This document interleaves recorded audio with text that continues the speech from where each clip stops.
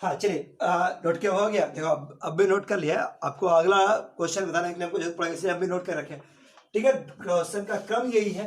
अब इसके बाद और नेक्स्ट में आपसे कहा जाए, अब इसका रिवर्स क्वेश्चन, मतलब प्लेन का इक्वेशन दिया हुआ और आपसे कुछ इंफॉर्मेशन मांग रहा है।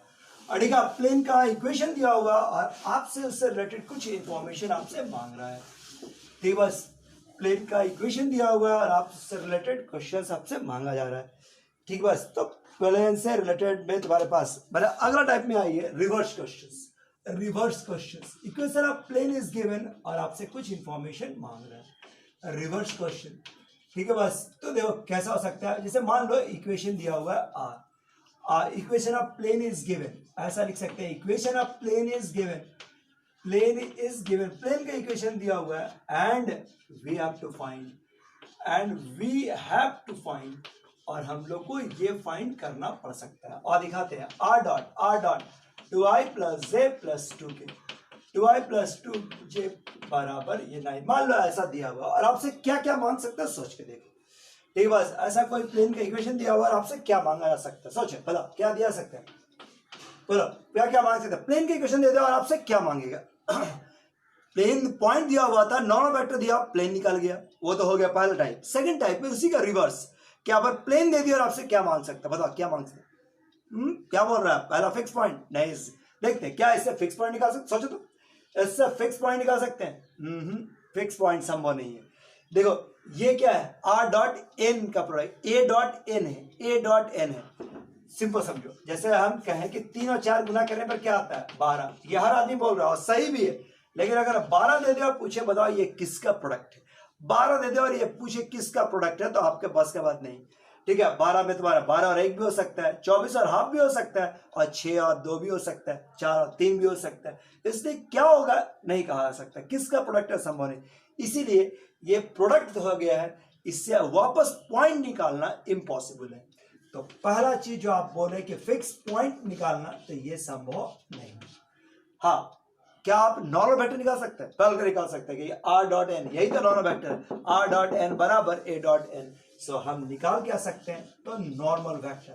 हमसे क्या मांगा जा सकता है, तो normal vector, this is an. और के बाद हम लोग से मांगा जा सकता है नॉर्मल वेक्टर यानी कि एन। सो ये देखिए और क्या मांगा जा सकता है, तो एन तो ऐसे ही पता चल जाएगा। अगर मान लो इसी क्वेश्चन में एग्जांपल ले लें तो एन का वैल्यू क्या हो गया 2i plus J plus 2k। सो आप डायरेक्ट एन का वैल्यू बता सकते हैं कि अगर प्लेन दे दिया है तो नॉर्मल वेक्टर के फॉर्म में वेक्टर दिया हुआ है, तो आप इस फॉर्म को में से एन नॉर्मल वेक्टर निकाल सकते हैं। और क्या निकाल सकते हैं, क्या इसका डायरेक्शन रेशियो निकाल सकते हैं, direction ratio of normal vector direction ratio, यही ना हो गया 2 1 2, दिस इज 2 1 2 हो गया। सो डायरेक्शन रेशियो भी निकाला जा सकता है, दिस इज 2 1 2। और अगर तुमको चाहिए कि direction cosine of normal vector, direction cosine of normal vector, तो क्या आप नॉर्मल वेक्टर का डायरेक्शन कोसाइन निकाल सकते हैं, मतलब डायरेक्शन रेशियो मालूम, तो क्या आपको डायरेक्शन कोसाइन निकालना याद नहीं है, 2 स्क्वायर यानी कि 9, जैसे 1 बाय रूट अंडर 9 और 2 by root under 9 plus minus, तो ये आपका डायरेक्शन कोसाइन। क्या याद है, क्या डायरेक्शन रेशियो मालूम है, डायरेक्शन कोसाइन निकाल सकते हैं। और क्या पूछा जा सकता है, कहेगा मान लो यूनिट नॉर्मल वेक्टर पूछेगा, फाइंड है यूनिट नॉर्मल वेक्टर निकाल दीजिए। तो अब सोचो एन अगर मालूम है तो n divide by modulus of n के मदद से क्या हम यूनिट वेक्टर निकाल सकते हैं। प्लेन दिया होगा तुरंत आप एन निकालें, कहेंगे प्लेन दे दे और कहेंगे find the unit normal vector निकाल लीजिए। तो आप तुरंत क्या करेंगे, एन का वैल्यू पता लगाएंगे, एन आ गया this is plus 2k, now the N cap unit normal vector बराबर 2i plus j plus 2k और divide by magnitude of N, this is 2 square, this is 1 square and 2 square. So आप इसका magnitude discuss कर सकते हैं। और क्या निकाल सकते हैं, अगर आपसे कहा जाए कि वेक्टर निकालिए, ठीक है, एक वेक्टर निकालिए whose magnitude is p and perpendicular to plane। एक ऐसा प्लेन वेक्टर निकालिए जो प्लेन से परपेंडिकुलर भी है और इसका मैग्नीट्यूड p है, यूनिट वेक्टर का हो गया दिस वन। तो अगर p मैग्नीट्यूड का हो जाएगा तो p into n cap, n cap निकाल चुके हैं, जस्ट उसमें जितना मैग्नीट्यूड बोलेगा तो उसे गुना कर दे रहा है, तो आराम से आंसर निकाल सकते हैं। बताओ इतना तरह के क्वेश्चन पूछ सकते हैं। प्लेन दे दे तो हम इतना तरह का क्वेश्चन आपसे पूछ सकते हैं। क्या इसमें कोई दिक्कत होगा? प्लेन दिया हुआ है तो आप इतना तरह का क्वेश्चन आपको हमसे पूछा जा सकता है। हो जाए बस, ठीक। नेक्स्ट इसको भी नोट कर लो।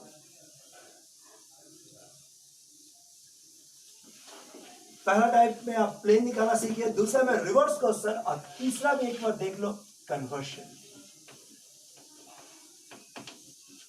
ठीक है, तीसरा टाइप से आपका कन्वर्शन।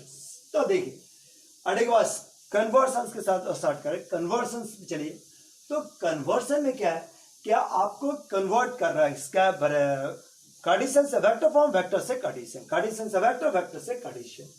सो ये देखिए r dot 3i plus j अब प्लस 2 के, अभी ये किस फॉर्म में है, तो अभी ये वेक्टर फॉर्म में है।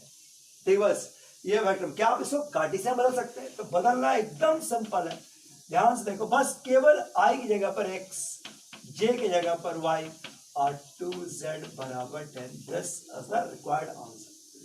वास्तव में क्या हुआ, अगर जानने में इंटरेस्टेड तो एक r जनरल पॉइंट है जिसको क्या लिख सकते हैं, xi plus yj plus zk, dot करोगे तो यही ना आ जाएगा। तो उतना छोड़ो, सीधे सीधे कन्वर्जन रहा तो this is 3x plus y plus 2z बराबर 10, 3x plus y plus 2z बराबर 10। दूसरा, अगर इसी का रिवर्स रहा, जैसे 5x minus y minus 2z आप बराबर 12, ये अभी किस फॉर्म में है, तो ये आपका कार्टेशियन फॉर्म में। अगर इसको हम वेक्टर फॉर्म में कन्वर्ट करें, सो r dot 5i minus j minus 2k और बराबर क्या हो गया 12, कुछ नहीं करना आता है। सो आराम से कार्टेशियन और वेक्टर फॉर्म में कन्वर्ट। जल्दी से इसको भी नोट कर लो, फिर हम लोग क्वेश्चन किताब से स्टार्ट करेंगे।